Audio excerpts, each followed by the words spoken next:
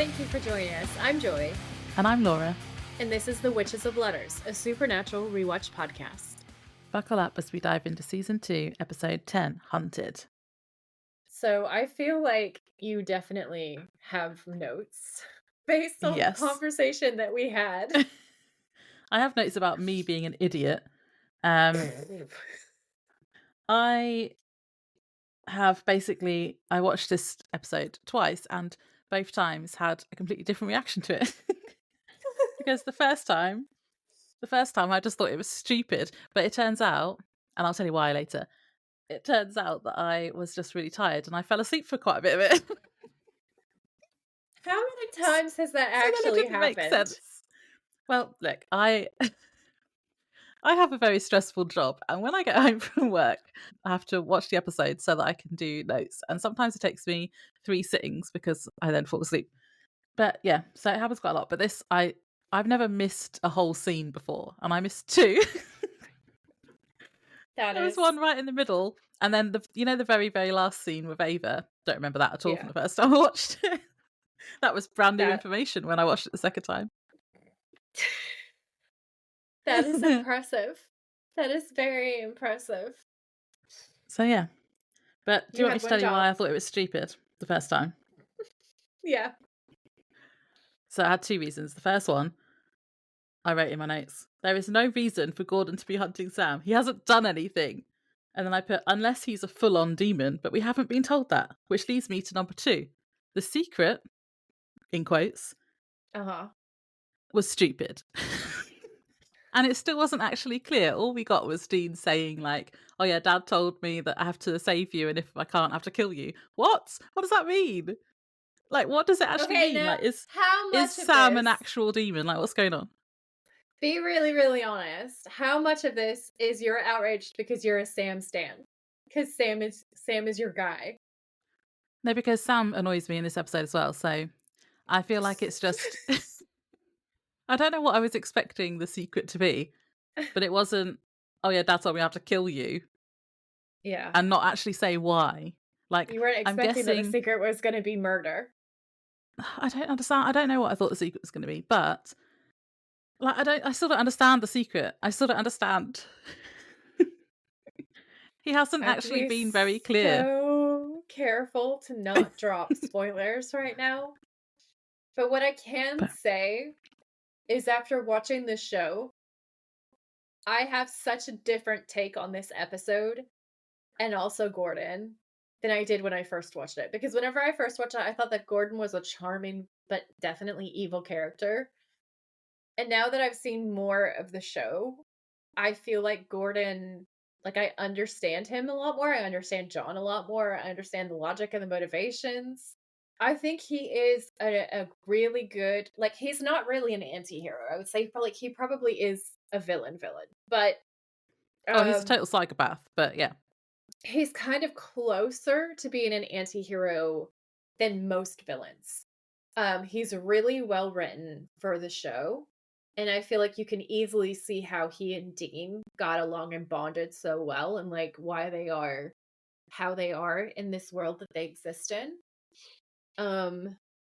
It's kind of fascinating to me how this is very much like before Dexter and before Hannibal, but it's like the precursor to shows like that investigate what it takes to snap a character and how close a villain could be to being a hero. And I feel like Gordon is that key character that really illustrates that point very early on. When you know everything that I know, it's interesting because like on the one hand, you lean that like what Dean is doing is the best thing, but you really understand where Gordon's coming from because like even without knowing what I know, if you said to Dean, there's a person who's linked to demons, who's a serious threat, and their own parent who's a hunter said that they probably will need to be killed if they go dark side, like Dean would be, okay, let's just kill him. Like as soon as there was a sign. If it wasn't Sam, as soon as there's a sign. So when you're watching this episode and you're thinking about it from like other hunters' perspectives, you understand, and I think that's such a great way to create tension. Yeah, I did find myself kind of understanding Gordon a little bit during this episode as well when he's talking Yeah. about he's kind of saying that to Dean, isn't he? Like, um, it's the weird analogy he makes to Hitler, which I didn't think Yeah. was good, but it kind of I got the point he was making, and it was like, yeah, he Yeah. does have a point. Yeah, it's that philosophy class question that you get asked in like every college class or university or psych class ever, which is like, if you were with someone and you knew the evil that they would do in the future, would you take them out to avoid all that evil, or would that be amoral of you to do? It's that question. Yeah, And so, like, it's illustrated to us that Dean and Gordon are the kind of people who, knowing that heartbreak and horror and evil, would just take the bad guy out early on, full stop, no questions asked, done, because they believe that that's the greater good. hmm, Whereas Sam, we know, is somebody who would question and think about it, and it's kind of ironic because Sam is the person in question. But I think what's really cool is we do start to see that kind of like Star Wars influence in this episode, where they're like, and they even make references to yeah, like Sam goes dark side. Um, so that's kind of fun and kind of fascinating, and it's that whole like having the more moral brother at this point, right? Which I think is why they changed the characters around, being the potential threat to humanity. yeah. After the second time I watched it, I did think, oh, actually, this is a good episode. Yeah. Yeah, no, So it's I so have my good. flags. I do have Yeah. flags, but I yeah, have it some is good. really, in my opinion, hilarious notes as we get into it. Because there's some things where I'm just like, "Sir, really? Really?" I did like how Dean was acting more like Dean again this episode, and Yes. I also liked Ava. I thought she was funny. Oh my god, I love her. Do we actually find out what happens to her in a later episode? Or is it Pretty sure just, oh, she's yes. disappeared? Okay. No, I don't think it's left. I'm pretty sure yes. I'm pretty sure that we find her later on. So her name, the actress's name is Catherine Isabel, and I know her from Mhm. Ginger Snaps because I'm a horror fan. Ah. Yeah. I haven't So watched that since I was a kid, but I was kinda like, I feel like I recognize her a little she's bit. familiar. So I was watching the episode and I was like, I know you. Where do I know you from? It was that typical thing. So I went to IMDb, and she's one of the main characters in Ginger Snaps, isn't she? So I was just like Ah. immediately I was like, "Oh, yeah." So she is a core important like cult horror actress, and I think it's amazing that they got like Exorcist royalty in this season and then also Ginger Snaps royalty in this Yeah. episode, like Werewolf Saga, like really cool independent cinema royalty. That's really cool. So, I sort of wish she'd been in a werewolf episode, but I also feel like that might have been too on the nose, so I understand why she's doing something different, but I love her, and I love her in this episode. I think she's fantastic. Yeah. Do you wanna synopsis us? Yes. Yes. So this is season 2, episode 10, Hunted. How are we on episode 10 already? I don't know, It feels time like is it's going quickly. flying. It's going We're so like nearly fast. halfway through. Yeah.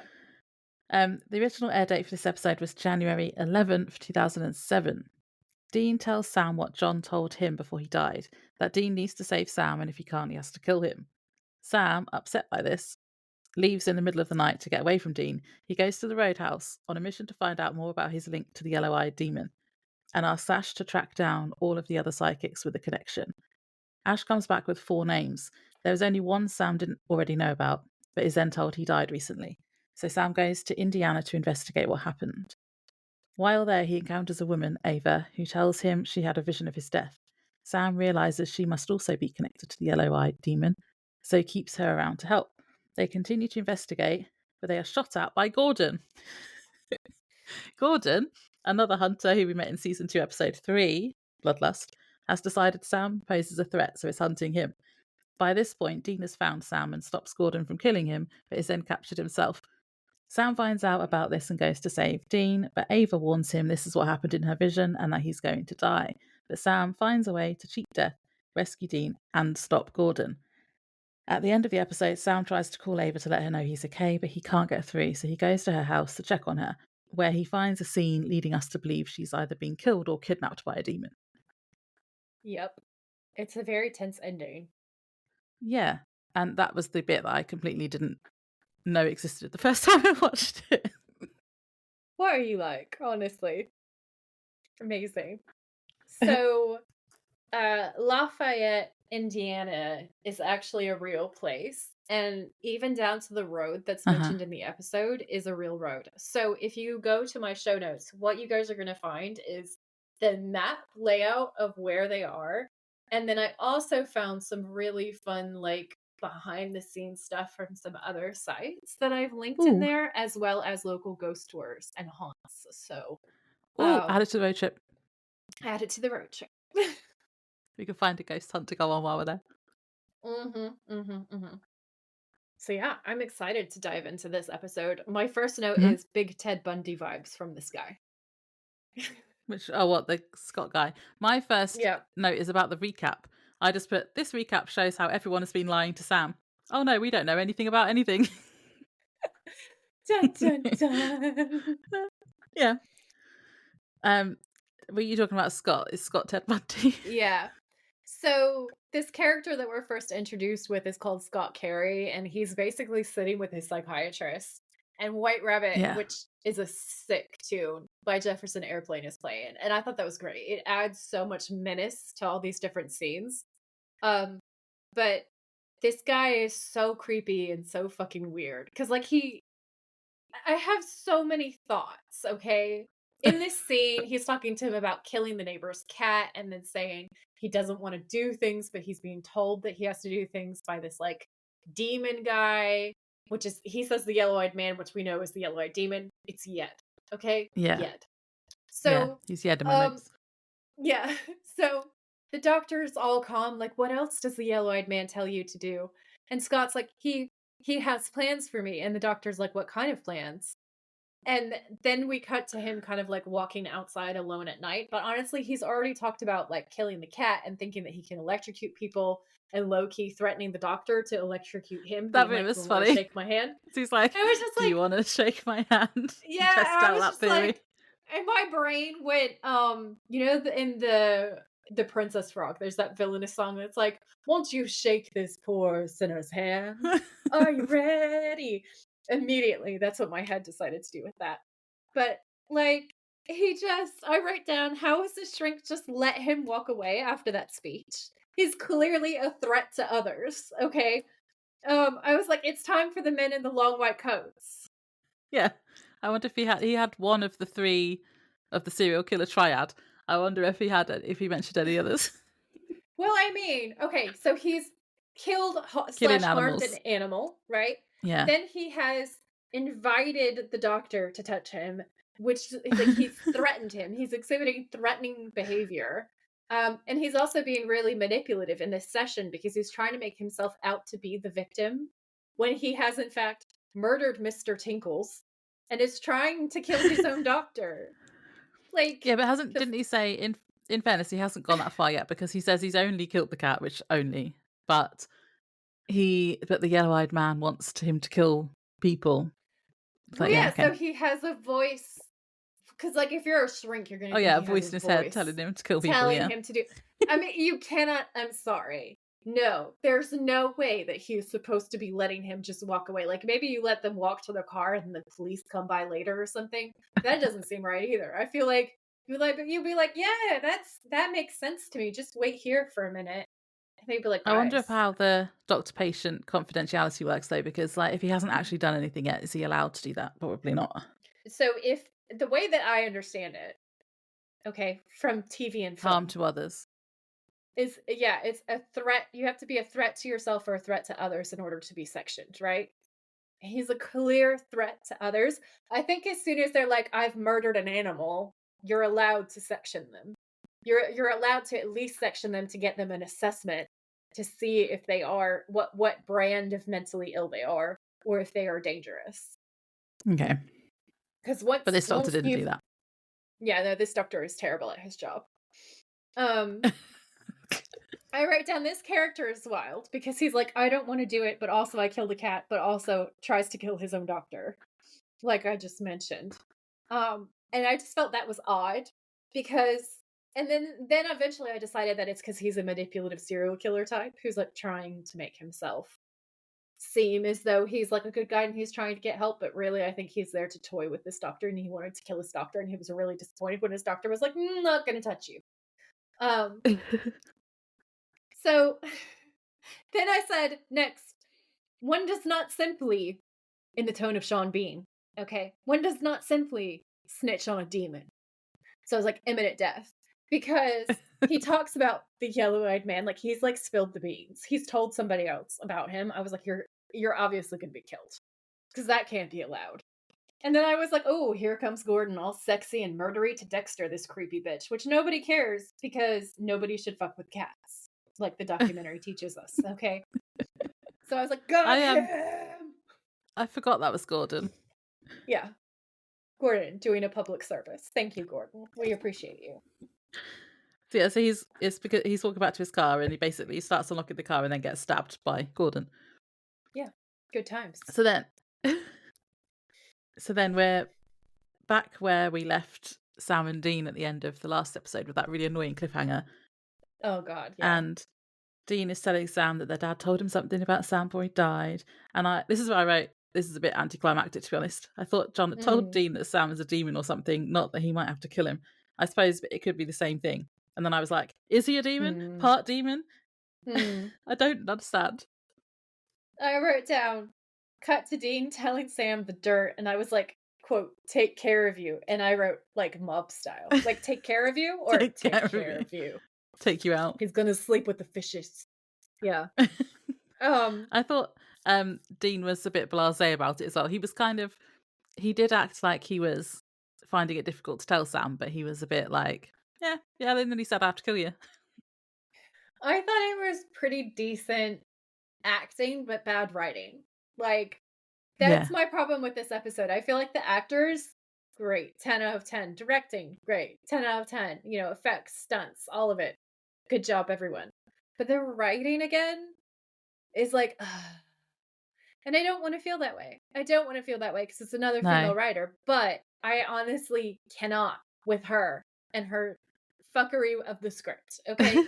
I did feel like Sam's reaction was a bit, not that he's overreacting, because you would act that way if you've just been Yeah. told by your brother that he's going to have to kill you. But he was a bit, I don't know, it came across as overreacting, even though it wasn't really. Because he's Yeah. like, it was explosive. It's like there's so much action, there's not enough time for character arc. Like they Yeah. didn't take the time to really explore this scene and let it play out because they had to move from action sequence to action sequence. And it's like you need to choose one or the other. Like you need to either make it character driven or you need to make it action driven because what happens when you try to do both is basically this episode where the deeply emotional scenes feel really rushed to us as an audience and then the action scenes start to feel kind of like a comedic backdrop instead of this heightened building potential for disaster. I wrote down that I like the Star Wars reference where Sam flips out and is like, "Am I supposed to go dark side?" And I was like, Yeah. "Yes, yes, you are." And then also the line where Dean's like, "You're immune to some weirdo demon virus." I was literally laughing out loud because that line was so ridiculous. And this is what I mean when I say like it's the writing. It is because it is the writing. It's not anything else. Yeah. And I wrote down, come through all those years on that soap opera to let you say the weirdest shit with total conviction. Because Jensen Ackles really delivers this line so well considering how stupid it is. Like, the line is literally, you're immune to some weirdo demon virus. And he manages to get those words out of his face. You know? Oh, God. I Yeah. can't. I can't. I like this episode. In fairness, I like this episode, but I feel like it's in spite of the writing instead of because of the writing, and that saddens me. Yeah. But yeah, so he kind of has this kind of explosive reaction because he's asking those questions like, does he know Yeah. the demon's plans for me? Am I supposed to go dark side? What else did he say? And I just wrote, Sam was angry that Dean never told him, which is valid. Yeah. But then I guess Dean thought he was protecting Sam. Because, like, how do you tell your brother, oh, our father Yeah. told me to murk you? if you Yeah. seem to be doing bad. Like, A, he thinks you're gonna go evil, and B, I should totally kill you and be the lone survivor Mhm. from our family. That is not like, how do you say that? How do you possibly say that to someone? Especially No. because there's that weird dynamic where Dean is kind of more Sam's dad than John was. Yeah. Yeah. But Dean wants to lay low until they can work out what's happening anyway in the next move, but Sam doesn't want to. And this is where I have to say it's nice to see Dean showing some emotions for once, although he has always when it comes to Sam, in fairness. Yeah, that's all valid. Yeah, I agree. Because, like, that's like his brother, but also his child. Because he really is Sam's real dad in a lot of ways. So, yeah, it's Yeah. like, it should be so deep and emotional. But then we get lines like weirdo demon virus. And I just go, oh, okay, oh, we've been taken out by stupidity. So then Sam sneaks out of the motel room alone. Um, and I he thought this was a bit walks. stupid because as soon as he gets into trouble, he calls Dean anyway. So it's like, well, why didn't you just go with him? It's like, Dad, help me, Dad. I'm a big independent boy. Help me, save me. Um, I don't know. I felt like okay, for me, that felt like comedy. But it felt like intentional comedy, kind of. So I was like, I'll allow it. Um, this part I thought was really funny because he goes towards the Impala, but he doesn't take the Impala because Dean would immediately know and also carnage would ensue, right? So he sneaks out and he steals some poor bastard's really boring car. And I thought that that was really, really, really funny. And then it's the way he's so carefully moving around the motel parking lot, and I was like, he has PTSD from all the times that he's been kidnapped from motel parking lots at this point, clearly. Yeah. And that was funny. Um, so then what we see next is actually Ava's vision. So Yeah.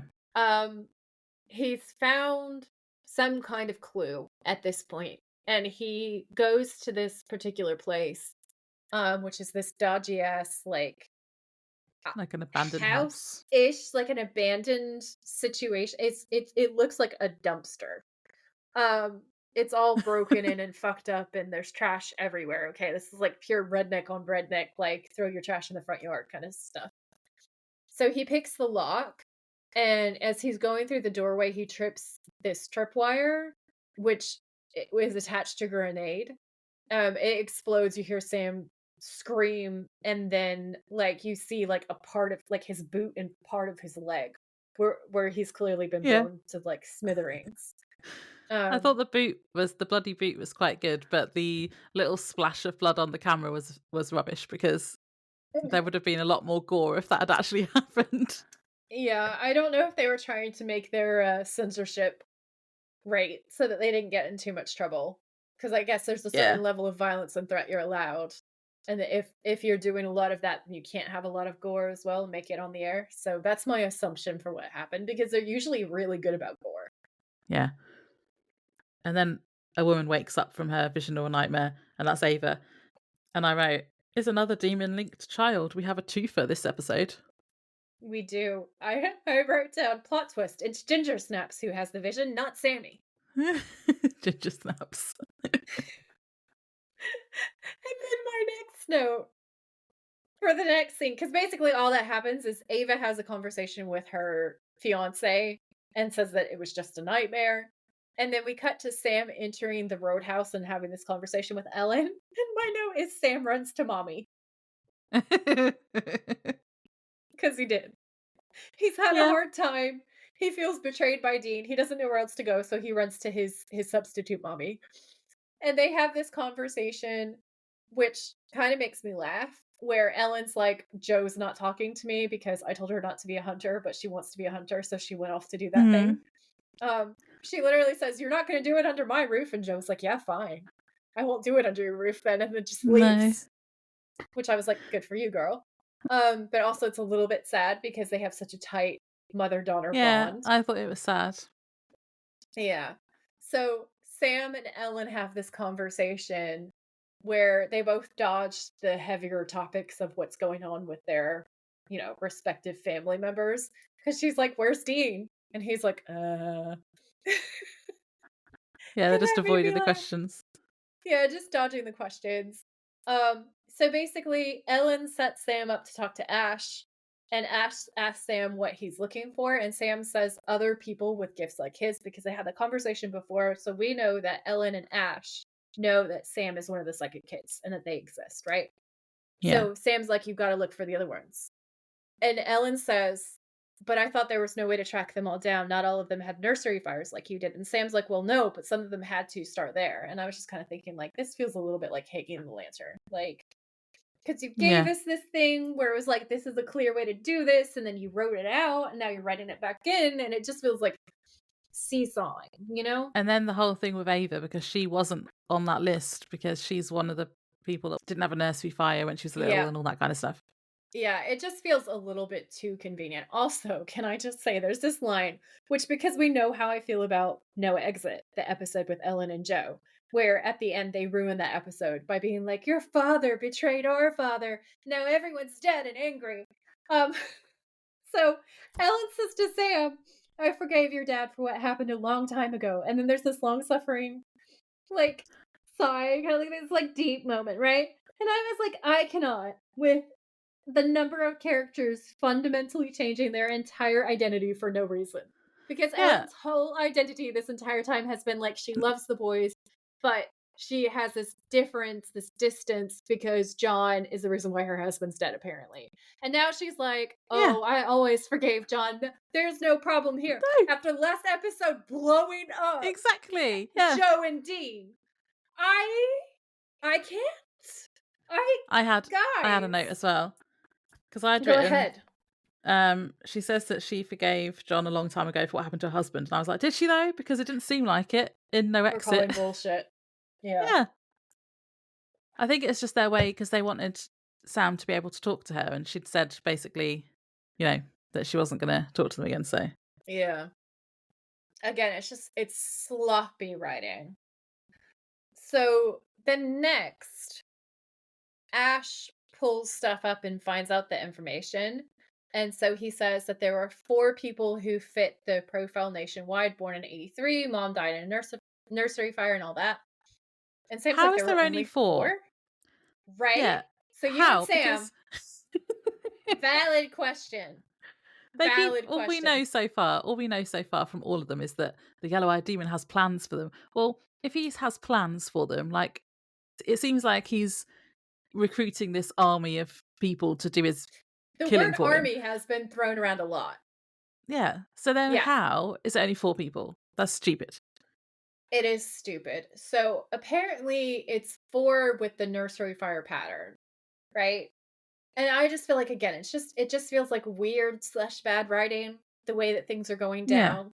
Because Yeah. you don't want to go into an episode like this with your eyebrows raised the whole time. I mean, obviously we're a little bit more analytic because we're analyzing it for the podcast when we're watching it. But like even if I was just watching this, I feel like I would be raising my eyebrows at some of this because Definitely. it's so contradictory. It's so contradictory. So Ash says there's Sam from Lawrence, Kansas, Max Miller from Saginaw, Michigan, Andrew Gallagher from Guthrie, Oklahoma, and now this place was Scott Carey, who's our psychopath dude who got murked by Gordon being a hero. Okay. So Sam says, do you have an address? And Ash says, kind of the Arbor Hill Cemetery in Lafayette, Indiana, plot 486. And Sam's like, so he's dead? And Ash says, killed about a month ago. And Sam says, killed how? And Ash says, stabbed. Parking lot. Fuzz don't have much. No suspects. So Ash basically has given him the details. And so Sam leaves to go to investigate.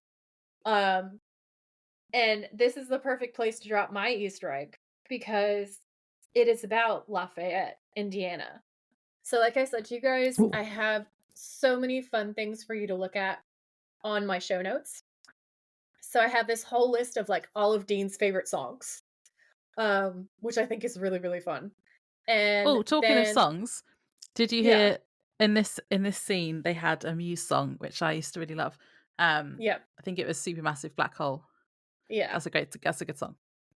that is a great song. Just sidebar. Well, what's funny is when I was watching the episode, I was like, "Oh, that's Muse." Um, so I think we were probably both listening to that album at the same time, and it's fun that we both like recognized it immediately. It is a great piece of music. So Yeah. my Easter egg goes thusly. So these are some key points about demonic activity in Lafayette. So there is a site called Evil on Erie, um, which is a building. And it says this building is often cited as the primary location for reported demonic activity in Lafayette, with stories of people experiencing extreme nightmares and feelings of a strong sense of evil after visiting. Extreme nightmares. Uh Okay. huh. The death visions, the nightmares. This is how it ties into the episode. So, paranormal investigations have taken place, and several different paranormal investigators have reportedly explored the Evil on Erie building in particular, claiming to have captured evidence of unusual activity. So, several different investigations have taken place, and it's been like documented in different ways that, like, everybody says that it's hella active. Now, skeptics will have the valid point that it is actually a haunted house now. It didn't start out that way. It just started out I won't tell you too much because I'm about to read you the information, but like effectively it was just a normal warehouse. Then there's activity, and then these people who do all these different haunted locations came in and swooped it up because it had such a reputation. So if you're a Uh-huh. skeptic, you might be like, well, they are going to say that, aren't they? Um, but if you're a believer, you might be like, oh, that's interesting because it had such activity like before it was ever supposed to be an attraction. And then after it became an attraction, even the staff are still reporting that there's weird activity. And in particular, the theme of like nightmares or waking up from nightmares with like marks on their bodies. I was like, ooh, Uh, that's yeah. creepy as fuck. I don't like So, stuff like that when you get like people that are mm-mm. scratched and things. But also, if it's now an attraction, do you mean like an attraction like a Halloween where people go, Yeah. So it is like a like they have horror scare house actors and stuff? attraction. Yeah. So if they had loads of paranormal investigators going in there first, that could have also stirred up a load of activity anyway. So what I'm going to read you now is their summation of the history of the site. Um, and you guys can go ahead and click through. I've linked it in so Laura can decide if she wants to add it to our road trip or not. Okay. So the At the moment, actual yeah. site and stuff is in the show notes, but let me read you the whole thing. So it says, "The story of evil on Erie. For ages, two worlds lived divided until by accident a portal was opened." And it's like dun dun dun dun Oh no, not portals. dun dun dun. Yeah. So it says in 1956, a warehouse was built to house products to be sold to the general public.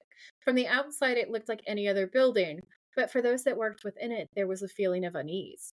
Many employees talked about cold spots that occurred all year long, summer or winter. Others swore that they saw shadows walk past them. Sometimes the shadows would reach out to them, leaving actual marks on their bodies. Blech. No. Mm-mm. No, that's not a good sign. Mm-mm. That's not that because that's never anything good. Like, there's no time No. when it's a good thing that leaves like handprints on you and shit. Yeah. Um, so they go on to say that this went on for years, and eventually the building did change ownership. I'm sure that all this weirdness did not help, right? But the same things continued to happen, so it kind of went from owner to owner, but it's clearly haunted as fuck. So like it doesn't matter who owns it or what's being put in it. People are still like, huh. Then in 2011, the current owners built a new facility and left the building vacant. Over the next 3 years, neighbors reported to local police that they heard screams and saw lights on in the vacant building. The Yeah. police searched the building on several visits but found it empty. Then in 2015, the owners of Indiana Fields of Fear haunted attraction signed a lease with the owners. As they began to move, their workers felt the same sensations as past employees. So obviously they did their research first because they wanted it Yeah. because it's so haunted and weird and has such a reputation, right? Um So they're definitely, like, taking their boxes, and then their own employees were like, "Oh, no. Oh, no, she's haunted. We don't need to be here. She's already full." You know? Um, so Wabash Valley Paranormal was also called in to bring their equipment and do a professional investigation to document if it actually was haunted or if it was just folklore. And they did 3 investigations, including one with the local journal and a courier reporter, and they all deemed the building to be well and truly haunted. They said the Well one and thing truly haunted. well and like a stamp, a legal stamp. The one thing that has occurred since their investigations is that all involved have developed severe nightmares that are so real that they wake up with marks all over their bodies from the dreams. Blech. They believe they somehow opened a portal to another world, one that allows nightmares to attach to all that enter the building. So if you dare enter evil on Erie, House of Nightmares, your dreams might really come true, but not necessarily in a good way. No, don't want that to happen. The one place No. that you're safe when you're asleep. Should we not go there on the road trip? I don't know, I think it sounds quite fun. We'll go, but we'll just wear our protection jewelry. Yeah, we'll do a load of protection things first and Mhm. not go to sleep. Never sleep again. Ever. Amazing. But yeah, I just felt like with the whole super eerie, vivid nightmares and the hauntedness and all the alleged demonic activity that lined up really well with this episode that's basically a series of nightmares. Yeah, definitely. So yeah, so after he's spoken to Ash, he gets up to leave and Ellen asks where he's going and he says Indiana because he's going to go and find Scott, I guess, or what happened Yeah. to Scott. Yeah. And she tells him that she's going to have to tell Dean where he is. And Sam says that he's trying to find answers about who he is. I was like, this is very emo. Yeah. And he says that Dean can't protect him from that. And I was like, but he literally, that's his whole entire job and personality is to protect his little brother. So he can. I know that he said that he was going to like, Kill he him. might have to kill him. But like, he's got nothing to worry about unless he's planning to turn evil. So Yeah. yeah, Also, in Dean's defense, Dean was like, let's just go to the Grand Canyon. yeah, He was like, let's leave. Let's just not do the job anymore. yeah. He knows Yeah. that Dean's going to protect him as much as he can. So Yeah. anyway, but yeah, so Sam then goes to Scott's house and he's talking to his dad and he's pretending to be an old school friend. His dad says that recently Scott had started having headaches. He'd been depressed and paranoid and was having nightmares. And Sam asks about the nightmares, but he hasn't told his dad about them. And then Sam asks to see his room, and I was just like, this is a bit weird. Would you just go around to someone's house and go, oh, can I just go and look in your son's room? Although we did then get a cool shot of his bookcase, and he had loads of like Stephen King books. I think I saw Yeah. Desperation, and he has some Tom Clancy books and some VHS tapes, CDs, a camera, and some magazines. And I was just like, it made me a bit nostalgic. Yeah. That was cool. Yeah. And then he looks at his medication as well, which also rude. Yeah. And he sees the doctor's name, which is Dr. George Waxler, and Sam pockets one of the bottles.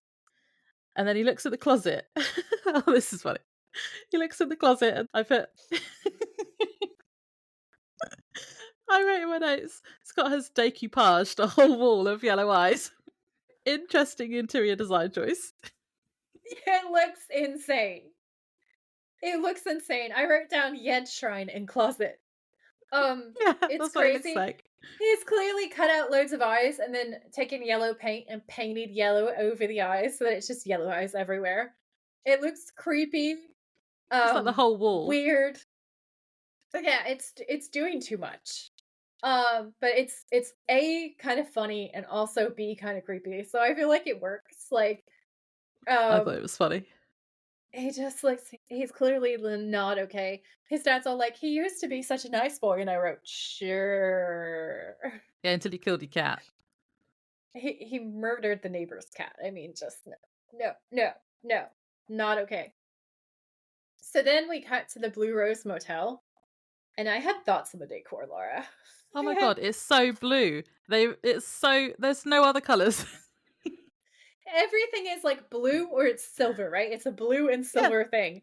Or And like I different write shades down, of blue. It's just blue everywhere. yeah, I write down, this motel is on drugs. It's like every pattern available threw up in here in silver and blue. There's square tile floor and hypno silver circles on the walls, and also roses and those crimson rose, like, what do you call them? Like the things that Um, you get to put roses on to grow up. I like a can't remember what they're trellis. called. Yes, a trellis, a rose trellis. Like there's literally a section of the wall. There's just like squares to look like a fucking rose trellis. I just wrote 1.5 stars for decor. Um, and then I was It like, needed some more Laura's colours. thoughts? Well, I think I've got thoughts later, but I think it basically says it needs another colour or at least some neutrals to break it up. I don't feel like I trust your opinion because you were so into like the other things and like the bowling room. What was Yeah, that? but But that's a theme, not just a colour. A blue is not a that, theme. I mean, a color can be a theme, but not like this. Not like this. It was too blue. Um, it was, I like blue, but this was so many things happening in one space. Um, so Sam walks across the parking lot, and then as he gets to the door, he realizes that he's being followed. And I was like, clearly, again, he's been kidnapped out of a lot of motel parking lots at this point. He's Yeah. very experienced. And I was like, so he ends up grabbing Ava so fast.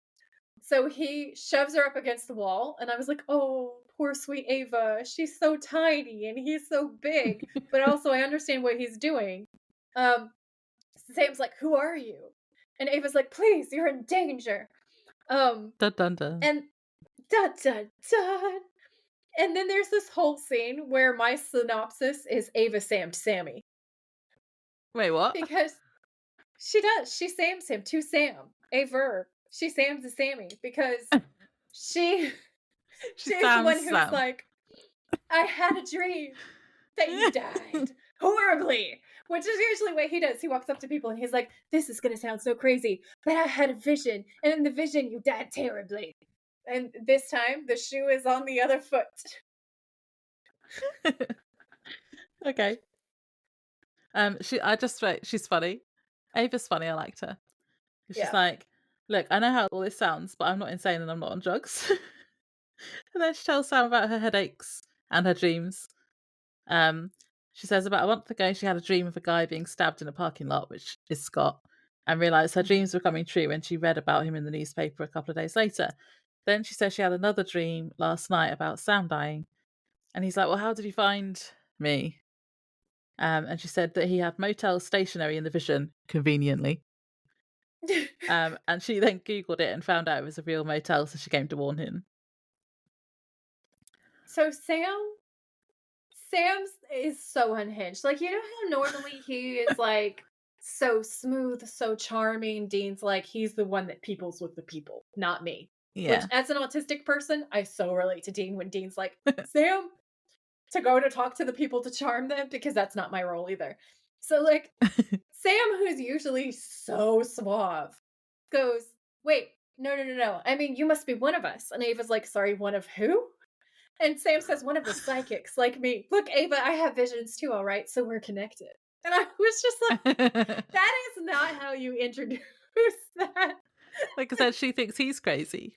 One of us. Like, what are we doing? I was gonna say that, and then I'd forgotten what the reference was. Yeah. So Ava says, okay, so you're nuts. That's great. Which, fair. Okay, because he was not his usual charming silver-tongued self in this scene. He was just like, yay, you're like me. And she's just like, you are crazy, sir. So then he goes, did your mom happen to die in a house fire? And she goes, no, my mom lives in Palm Beach. And what it reminds me of is when a psychic con artist is trying to like cold read people. And they're like, did your uncle have a hat and a tattoo of a chihuahua? And the person's like, no. That's what Ava's like in this scene. It's great. Ava's just like, oh, you're crazy. And Sam's like, oh, you don't fit the pattern either. And then we cut, which, like, thank goodness, because what else was going to happen there? Yeah, I That don't was know. going off the rails. And then Dean's driving alone, and Ellen calls him and rats out Sam. Yeah, basically. Because she's like, "Oh, I promised Sam I wouldn't tell you," but then she tells him. Yeah, and she just does it with this line of like, "They say you can't protect family," and I was like, "Whatever, Ellen." So she just snitches. Like she's a snitchy little snitch. This is funny though because she's like, "Yeah, he's going to Lafayette in Indiana," and then Dean's just like, "Thanks," and hangs up. And I was, I was like, "Don't you want any more info, Dean? Don't you want to Like know where Joe is, whereabouts? Dean? How Well, is Joe? whereabouts?" Yeah, where in Well, I just Indiana? meant where is he going in Indiana? Yeah, Yeah. it's such a good point. I was so busy thinking about Ellen just being a snitch that I didn't even think about the fact. He was like, "Cool, a state," and then and Well, then no, he just has got the drives. town as well, but that's still a big area to search. And he doesn't even have Sam to do the computer narrow things down because that's who he's looking for. I don't know. I feel like there's a sidebar where he calls Ash, who clearly has a crush on Dean, because also Ash with Sam is just like so resentful of everything, and it's because he loves Dean. Yeah, That is my firm opinion. Okay, that's your canon. that is my canon. Ash wants Dean, so Dean must have called Ash and been like, "Where's my brother?" And Ash is like, "Oh, let me get that for you. How are you? What are you wearing?" You know what I'm saying? That's my opinion on that. So we cut back to the motel with this scene with Ava and Sam. And there's this line that I'm obsessed with that I think is so funny. It's so silly, but it's so funny. And Ava's talking to Sam and she's saying, "Why can't you just leave town, please, before you blow up?" Yeah, and I wrote, "Good question." It is a good question. And Sam's like, "No, I can't." And she's like, "Oh God, why?" Sam says, "Because there's something going on here, Ava, with you, with me. I mean, there are others like us out there, and we're all a part of something, and I've got to figure out what." And Ava goes off on one. She's like, "Okay, screw you, buddy. This Because is I'm a funny. secretary from Peoria and I'm not part of anything, okay? Do you see this?" And then she shows him her engagement ring and she's like, "I'm getting married in 8 weeks. I'm supposed to be at home addressing invitations," which I am way behind on, by the way. But instead, I drove out here to save your weirdo ass. But if you just want to stay here and die, that's fine. Me, I am due back on planet Earth. And then I wrote, this is my note. This is not what Sam says, but I wrote down, Sam makes the puppy dog eyes and says, "I need your help." And then the next scene, he was in the doctor's office. And I was like, to be fair, who could say no? The green eyes, the dimples. Yeah, Um, who can say no? I feel like that's why she rants about being engaged because there's clearly some chemistry here. Um, so Sam convinces her. He's like, "Don't you want to know why this is happening? I know that these visions are super scary. Like, we have to get to the truth." So then we got to the doctor's office. I don't understand this scene This at scene all. slayed me. It's so ridiculous. It's clearly supposed to be the comedy relief. It goes really hard. It goes so hard that it becomes very silly, but so funny, in my opinion. So the next thing that we see, she's in the doctor's office talking to the doctor who was like the psychiatrist for a crazy guy who's murdered by Gordon, right? And Sam, I wrote down, is in full moose mode because he's taller than this giant window and he's just walking by outside. Like he's supposed to be being subtle and stealthy. She's supposed to be distracting the doctor. I was like, why does he always have to be on the outside of the building doing Yeah, impossible this is what I things? didn't understand. Why is he walking by like fucking Spider-Man? However Yeah, many like surely she distracts him. She's in the office. Can't he just like wander past the secretary? Why does he have to be outside the building? I don't know. no, that was my rant as well. And also her reaction is really delayed because she's like, "Oh crap," but it's like Yeah. when he's halfway across the window. Yeah, and that's editing. Like that's not her fault. But like it just it's so silly. It's so silly. And I think that we're Yeah, supposed I to be didn't get that. laughing at it. Like I think it's supposed to be comedic. But it just it feels a little bit it's very camp. Okay? It's very, very, very camp. So I put, she says that she just helped him steal psychiatric files, and I wrote, "How?" How was him shimmying along a ledge outside the window in an office, him stealing files? Did he shimmy along and then break into another room? Wouldn't it have been easier for her to distract the doctor and Sam to creep past inside? Amen. Okay. It's just logic. Like, what? Why? Carry on. Well, my next note is Ava saying, "I'm awesome," which I thought was funny. Yeah. Yeah. I can't So remember there. what did she say before. So Ava and Sam go back to the motel room with the stolen files, and Sam says, "Are you okay?" And Ava says, "Am I okay?" And Sam's like, "Yeah." And she's like, "I just helped you steal some dead guy's confidential files. I'm awesome." But not necessarily like she's clearly a secret adrenaline junkie. All right, there's more to her than meets the eye because she's thriving in this environment. Which, to be fair, if Sam Winchester was like, "I need your help," and then you got to do crime with Sam Winchester, everyone would be excited by this because that's hot. Yeah. So then they're listening to the tape of the session that we saw at the start of the episode. That's what they've Yeah. stolen. And Uh-huh. then Dean pulls up outside the motel and sees Sam through the window, and he says, "Oh, thank God you're okay." And I just wrote a little heart. Yeah. Yeah, it's so cute. But then he ruins it. He does ruin it. But when he's like, "Oh, I'm so glad you're okay," I was like, "That's a thirst trap." Yeah, that was Um, cute. it's so cute. And then Yeah. he sees Ava and he says, "Oh, you're better than okay, Sam, you sly dog." And that it wasn't like it's a Dean line. Like I would allow that one. That's an actual Dean line. It's not super Yeah. pervy and gross. It's just like, "Oh, okay, brother, get some," you Well, know? I did write that we see a little bit of old Dean, where I was annoyed Yeah. with him for being a horn dog instead of being annoyed at him for being a psychopath. Good times. Thank you. Yeah. Oh my god. I love that. I love that so much. So, we go back to the interior of the motel, and they're still listening to the recording, and they're looking like more and more concerned. Because the yellow-eyed demon gets mentioned now, and he says, Scott's voice says he has plans for me. He says there's a war coming, that people like me were going to be the soldiers. Everything's about to change, and then it just Cool, cool, cool. ends. Yeah. And Ava's like, he's not talking about us, right? And Sam's like, yeah, I think he is. And Ava's like, oh, but how can we turn into that? And Sam's like, he's gonna say, I don't know. But at this point, Gordon, who can I say is a very handsome black man, decides with a sniper rifle, which is suppressing, but it's shattering windows with bullets. It's very loud. Can I just say again? Has decided in Yeah. what is clearly a very white town that it's a good idea for him, a black man, to shoot into at white people. Okay, there's so many things wrong with this. Okay, to shoot in with a suppressor, but obviously shattering all the glass, which is going to draw attention because it's so loud. It sounds like there's just gunshots anyway. Like that, this is a great idea in the middle of the day, in broad daylight, in broad ass daylight. This is a great plan, and like his character is such a smart kind of like psychopathic kind of a John style character. I was like, he would literally never do any of that. So dumb. No. But with when he shoots into the building, we get Sam being a human shield again, so I didn't mind that. That's sexy. That is sexy. And then Dean gets the drop on Gordon because Dean's Yeah. obviously already there and someone's attacking Sam. So clearly there will be violence.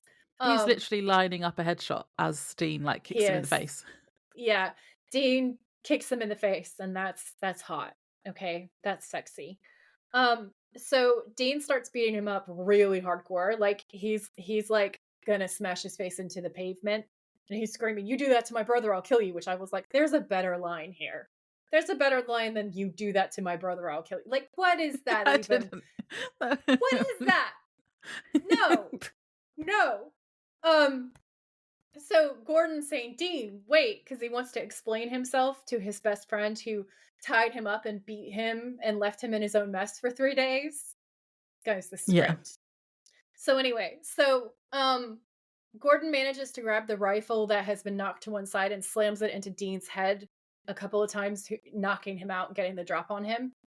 He still looks pretty fucked up, like he's bleeding from his mouth and everything, and he's panting, but he's won the day. And we're like, oh, Yeah. that's not good. That's not going to end well. So then Ava and Sam are investigating the rooftop, and Dean and Gordon have gone by then. Ava's saying, shouldn't they call the cops? And Sam's like, nah. And he finds a bullet casing and says a whole load of guns speak. I didn't write any of that down. But he's basically, it's just so that then Ava is set up to say, dude, who are you? Which I thought was quite funny. Yeah. Sam then calls Dean, and I wrote, I thought you didn't want his help, Sam. He's like, please save me. Dean answers, and during their conversation, we see that Dean is tied to a chair, and he says Funky Town as a code word during the conversation to let Sam know that he's in trouble. Oh, I read somewhere, I think it would have been IMDb, that this code word isn't used again, but they do have another code word that gets used more often in future episodes. So I'll have to keep an ear out for that. Oh, is that what it is? Yeah. It's so cool. It's the first code word I was so excited to hear. I was like, yes! Code words!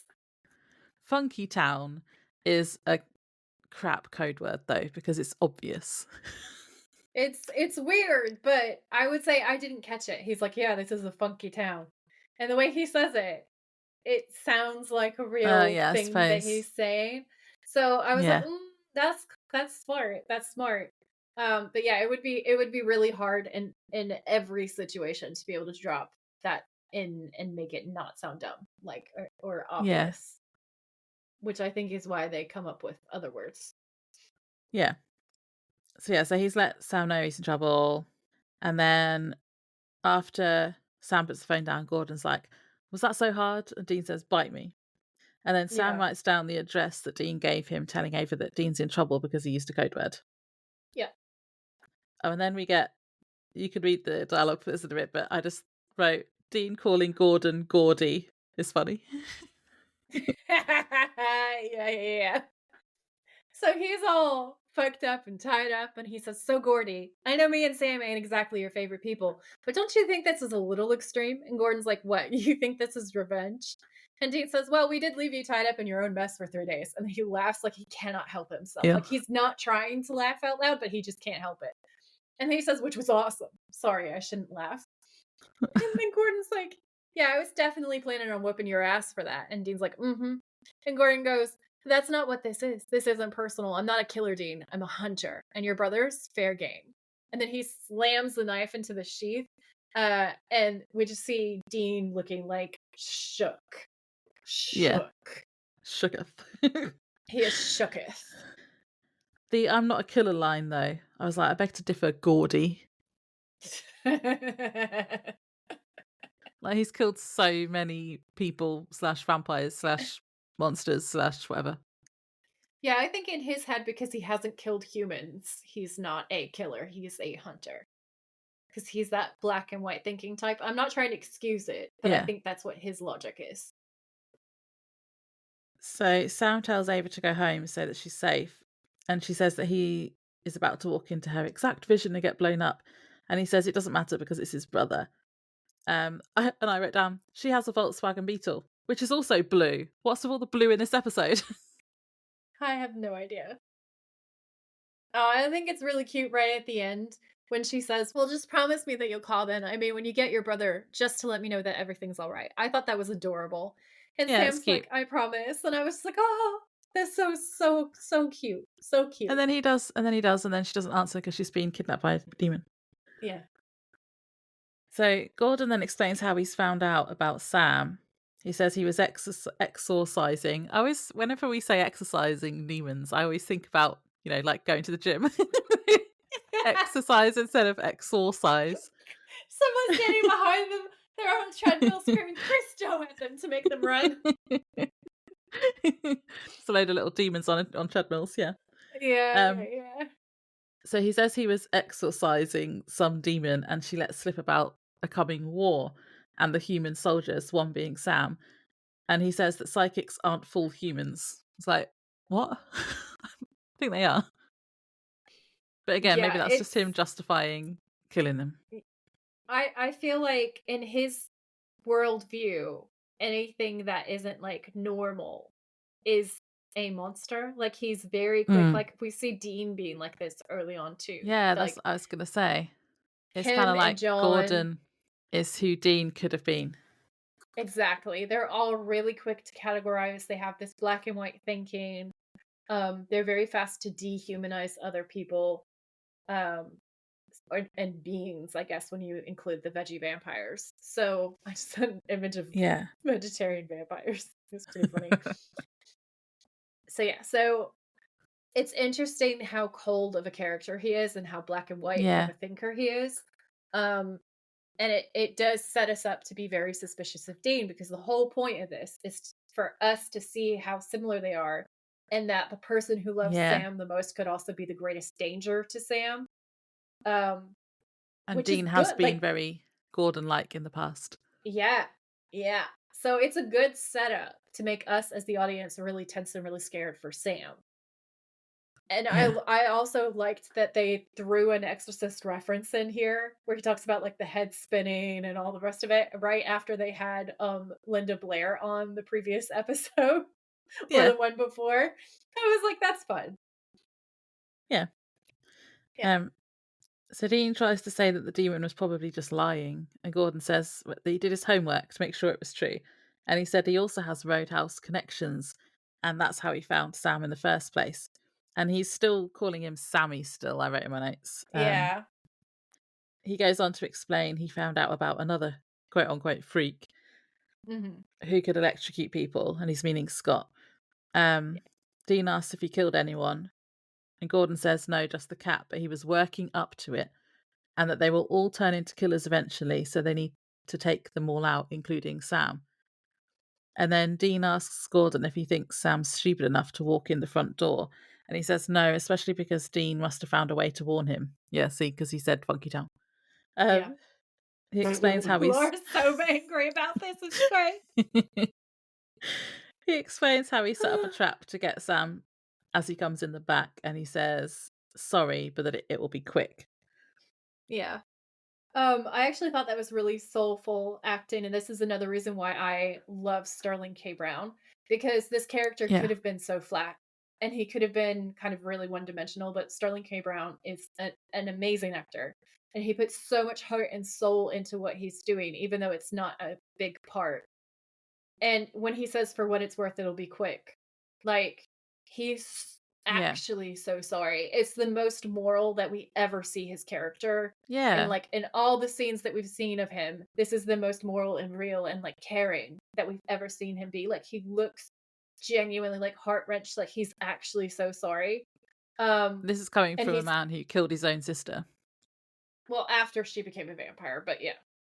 Um, so he says, "I'm sympathetic. He's your brother. You love the guy. It's gonna hurt like hell." Like, he really does not want to do this. He's not like, "Yay, I can kill Sam." He doesn't want to do it, but he feels like he has to do it. And it just adds another layer to the horror in the episode. I thought that part was Yeah, really great. That was very well written. yeah. Um, so Dean tries to bargain with him, saying Sam won't turn evil because he's good. And he says he feels bad even when searching for internet porn. Yeah, that was funny. And Gordon says one day he will become a monster, though. And Gordon says, I'm surprised at you, Dean, getting all emotional. And I wrote, in fairness, so am I, after the last few episodes. He said, I had heard you were more professional than this. But I was like, well, he's his brother, though. Yeah.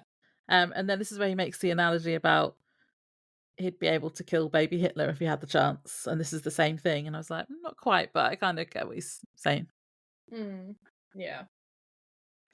So Gordon says, "Yes, it is. You just can't see it yet, Dean. It's his destiny. Look, I'm sympathetic. He's your brother. You love the guy. That's gotta hurt like hell for you." And then he grabs this scarf from a bag and he says, "But here's the thing." And then he gags Dean with the scarf.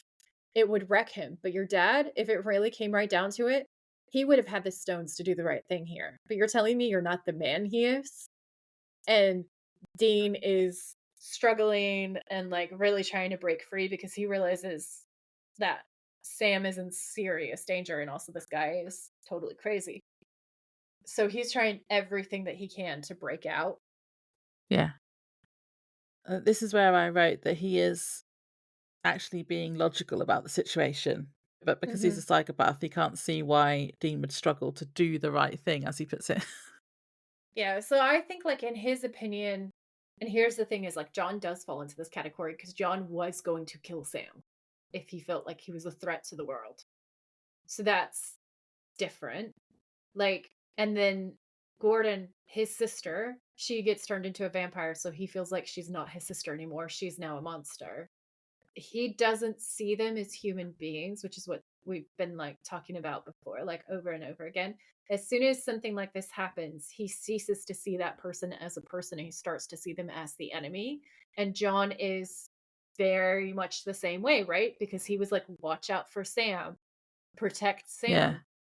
Does he love Sam? Yes. Does he want Sam to like be safe and carry on and do the family business? Yes, I think he does. He doesn't want to have to hurt his son, but he's willing to do it. If it's between killing Sam or saving the world, John would kill his own son. But he should So, know that Sam is good. But also, this just reminded me of in Croatoan when Dean couldn't do it, could he? Because he yeah, thought Sam was about to turn into a like, I don't know, monster. a zombie or whatever, and Yeah, he couldn't kill him. yeah. So we do see this like delineation, right, between John and Gordon and Dean.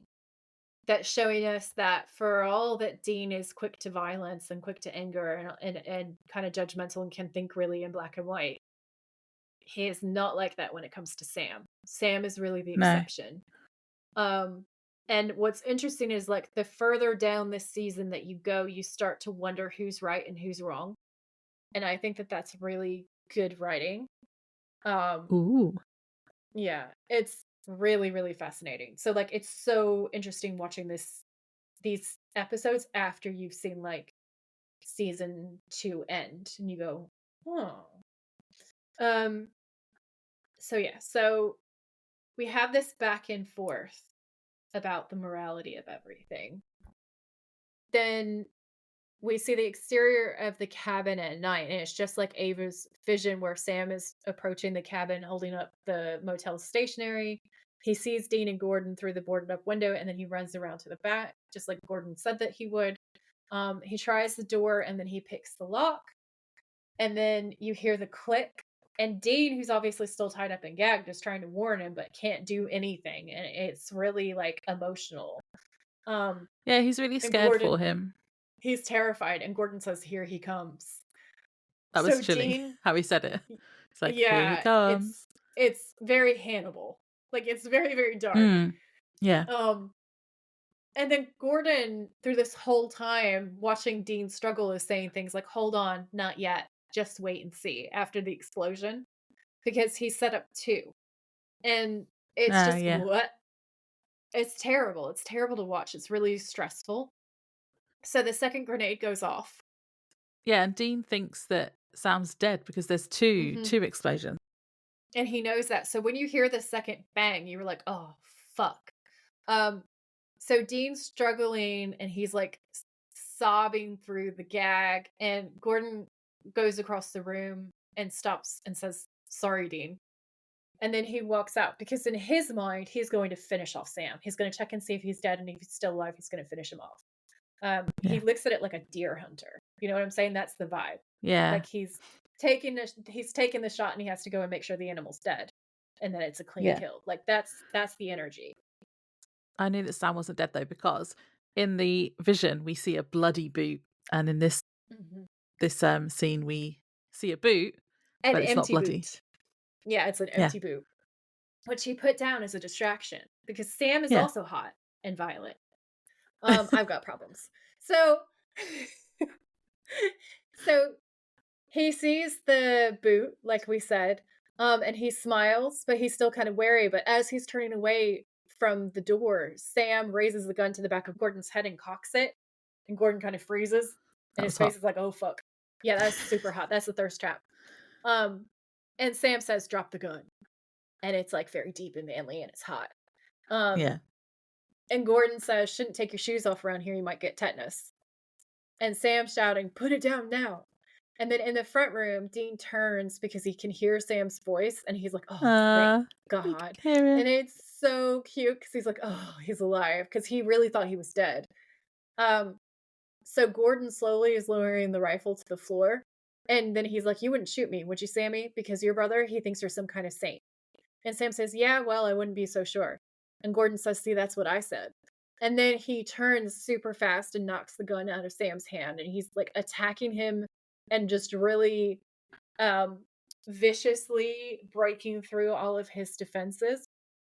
And then we cut to Dean, who can hear the fight taking place, and he's struggling against the ropes so hard, but he's really well tied down. And then we cut back to Gordon slowly approaching Sam, who's flat on his back and coughing up his lungs basically on the ground. So Gordon pulls out his knife and he says, "You're no better than the filthy things you hunt." And then as he's raising the knife, Sam lashes out and he flips Gordon over. He punches him and punches him. And then he grabs the rifle and he points it at his head. And Gordon's like, "Do it, do it. Show your brother the killer you really are, Sammy," which we know is the manipulation tactic to make sure that he doesn't Yeah. shoot him. Because Gordon's smart. Okay. So Sam then hesitates, but then he smashes the butt of the rifle into Gordon's head to knock him out. And I was like, justice. Um, and Sam's like, "It's Sam." And I was like, I "You love that tell it, bit. Sam." Yeah. It's so good. I love Only that line. Dean's That was a allowed to great call line. him Sammy Gordy. Yep. And I wrote down that's a thirst trap when he's like, "It's Sam." I was like, Yeah. that's a thirst trap. Yep. So then Sam saves Dean, and I wrote a little heart next to that because that's amazing. So Dean looks Sam over and realizes how beat up he is, and then he goes to kill Gordon. Like, you hear that son of a, and then he's like about to stride off, which that's hot. Okay, that's always hot. Yeah. But Sam clearly has a plan. So he's like, "Don't do it yet," and he keeps telling Dean like, just chill, because Dean wants immediate killing violence, which I understand. Yeah. So they go out of the cabin, and Sam's kind of staggering, and then basically Gordon comes to, and he comes out guns a-blazing. This was so And then weird. and then suddenly a bunch of cops turn up and arrest him. And they also, there's clearly something going on because they know where his secret compartment is with all the weapons. Yeah. Um This whole scene was so like unhinged though, because he's shooting two guns without really looking at where he's shooting. It's just really erratic. And then mhm. Sam and Dean are running and they like run into a ditch and like Dean like dives into it. But I did see on IMDb actually the reason that looked so funny was because where's my fun fact? When Dean and Sam are running from Gordon as he's shooting at them and jump into a ditch to duck down, the actor who plays Dean, Jensen Ackles, falls into it, and the editors liked it and kept it. So he literally falls over. Literally just dives. That's great. Yeah, Oh, that's but yeah, I just amazing. found this was really weird, this whole bit. But yeah, Yeah, I think we're supposed to have the "oh fuck" moment of like Sam's been too nice again and now they're gonna get shot. yeah, And then we're supposed to feel that aha when like the cops turn up and he gets arrested, and then they know where his weapons are, so you know he's gonna go down for like killing this psycho dude at the beginning. yeah. Um it's supposed to And feel like Sam's sweet, like, sweet revenge. sounds like it was an anonymous tip. Yeah, yeah, I love that line. I thought that was great. It's really, really satisfying. And Dean Yeah. goes, "You're a fine, upstanding citizen, Sam." It's really funny and cute. It is so funny. So cute. Which is why I allow the other things, you know? Um, so then we cut to the roadhouse, and Ellen's on the phone talking to Dean, and she's like, "Gordon Walker was hunting Sam." And we know she must be surprised, but not surprised because she warned them to stay the fuck Yeah. away from him. Oh And yeah. compared him to Hannibal Lecter. She said, and Hannibal Lecter's a good psychiatrist, didn't she? Yeah. Um, so that was interesting. And then Dean's accusing her of Yeah. fuckery, basically, because he's like, how does he have sources at the roadhouse? Because you and Ash and Joe are the only people who know about Sam. And then Yeah. she's like, "Well, you know, we're we're loyal, and there are plenty of people here and they're not stupid, so I can think of like 12 people who could figure this out. And I was thinking to myself, I don't know if that flies with me because these conversations were had in a private office Yeah. away from everyone else. They weren't like advertising this conversation, were they? In a room full of hunters? No. No. So Unless they were I just talking feel like about it, but within earshot, which isn't very clever. stealthy. No. I mean, I'm thinking back to the scenes of where they reveal that, and they were in Ash's office when they had that conversation. Like, I don't know how we're supposed to think that people could No. put that shit together. And also, Ash is the only one who has access to the information that John had. So, like, just it's sloppy. It's Yeah. sloppy. I'm not going to keep going on about it and hammering the point into the ground, but I just feel like this script is meh, meh. So then Sam and Dean are in the car, and Sam's leaving a voicemail for Ava, and it's not the first time he's called her, so he seems really worried. Um, Dean says Gordon should be locked up for a few years at least if he's convicted of Scott's murder, and then he tells Sam not to run off again. And Dean says, so he's like, if you ever run off like that again, and Sam's like, what, you'll kill me? And Dean says, that's so not funny. Yeah. Yeah. And then Dean makes a crack about going to Amsterdam. Yeah. And Sam's like, I'm not gonna just ditch the job. Dean says, screw the job. Screw it, man. I'm sick of the job anyway. I mean, we don't get paid. We don't get thanked. The only thing we get is bad luck. And Sam says, but we're hunters and this is what we're supposed to be doing. And Dean's like, Yeah, I I was wasn't like, meant to do anything. I don't believe in that destiny crap. all right, who is this person? Because it's not Dean Winchester. Yeah. It's the opposite of everything that he's always said. I feel like it's supposed to show us how much he loves Sam. Like, it's supposed to provide Yeah. us with a little bit of conflict resolution, a little bit of questioning of like, but Dean's so attached to the job, but he's saying all this. Like, what if he really would just leave with Sam and just go away? And Sam makes this point where he's like, when I tried to run away before, the demons came and found me when I was in California. There's no avoiding it. And then he says, and you can't protect me. And Dean's like, I can try. And I was like, oh, this is so sweet. This is so cute. And Sam's like, thanks for that. And I was like, oh, it's so adorable. And Dean nods. And then Sam says, look, Dean, I'm going to keep hunting. I mean, whatever's coming, I'm going to take it head on. So if you really want to watch my back, then I guess you're going to have to stick around. And Dean goes, bitch. And Sam goes, jerk. And I was like, oh my God, it's the first time they say it. And I was so happy because bitch and jerk, They said it in the it's like a pilot. whole thing. Yeah. Oh, yeah, it's the second time, isn't it? But like, it's carrying on the tradition. Okay. Yeah. The motto of the show, It's if you like will. they're back. It's bringing it back to how they were at the start because they've been separated. They've been like Dean's been a bit psycho Ugh, for however long. I yeah. like it. It's brought them together again. Yeah. So Sam keeps frantically trying to call Ava, and Dean's like, do you like her? Basically. And Sam's like, she's engaged. And Dean's like, so what's the point of saving the world if you can't get a little nookie every once in a while, huh? And I was like, that's stereotypical Dean. I'll allow it. Yeah. Like, it's not so far that I go, it's just, it's like, that's OG Dean, you know? And he's like, there's a feeling there's something wrong. Like, Sam's like, this isn't Uh-oh. right. How far is it to Peoria? And I was like, romantic. I love this. This is amazing. Go save her, Sam. So they drive all the way to Ava's house. And they kind of break in her because it's what they do, you know? And they're looking around with flashlights. And Sam asks if anybody's home, and he's calling out, trying not to be, you know, like just breaking in.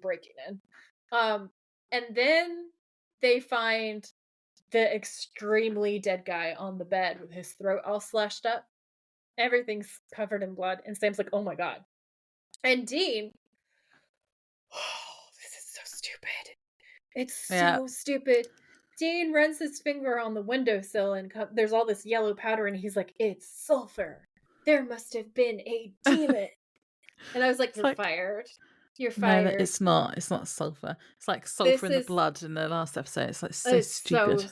stupid. I wrote down, I guess demons are basically moths now, just dropping sulfur powdery residue everywhere that they go all the time, even in blood. Or I like a was so slug mad. leaving a trail. Yeah, I was so mad. Um, Yeah. so then Sam finds Ava's ring and says her name all romance novelly, and I was like, wow, 10 out of 10. Thirst trap. Thirst Oh, and trap. And now then that's the Sam's end. being a book boyfriend. He is being a book boyfriend, and I am thriving. Thriving. Sam's I love turn. it so much. It is Sam's turn to be the book boyfriend. It's hot. Hot. It's like, Adrian, but it's Ava. God, I love it. I love it so much. Yeah, so I hope we find out what happened to her because I liked her. Yeah. Yeah, she's a great character. I'm pretty sure that we see her again. And I'm Okay. pretty sure the storyline picks up again later. Okay. Did you have anything to say before we do games? Games. Okay. Villain hot or not? Gordon is a hot villain. Yes, check. Yeah. Uh-huh. I put it's Gordon, so yeah.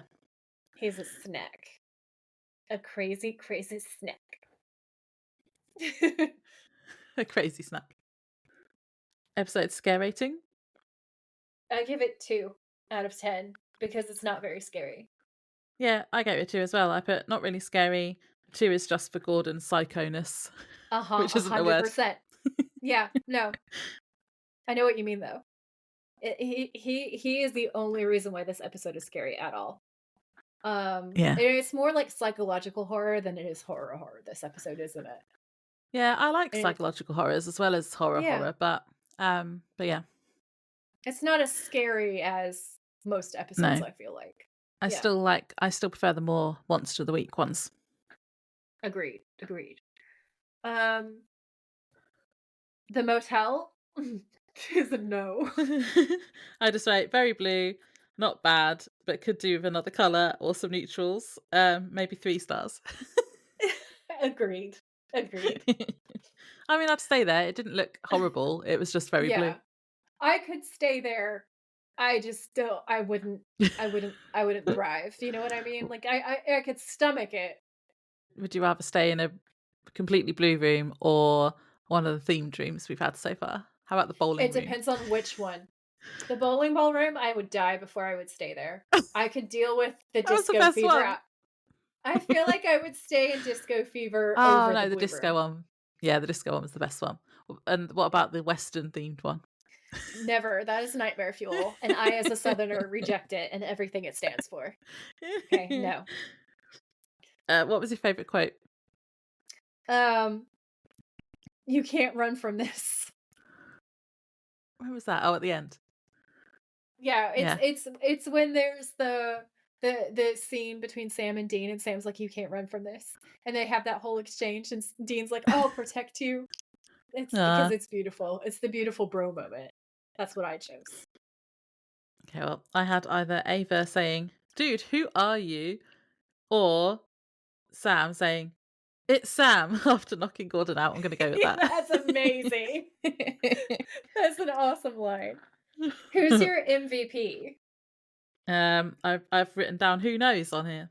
I put, is it Dean for saving Sam? Is it Sam for saving Dean? Or is it Ava for warning Sam that he's going to die, but then he ignored her anyway? Yeah. I put down Ava / Sam because if Ava hadn't have warned them, then everybody would be dead. Then Sam is clever enough to put all the pieces together and make it work. So that I give them kind of like a joint MVP. Yeah, okay. What was your favourite thirst trap? Your best thirst trap? The end scene with Sam being like, Ava! Book boyfriend. Book boyfriend. Always book boyfriend.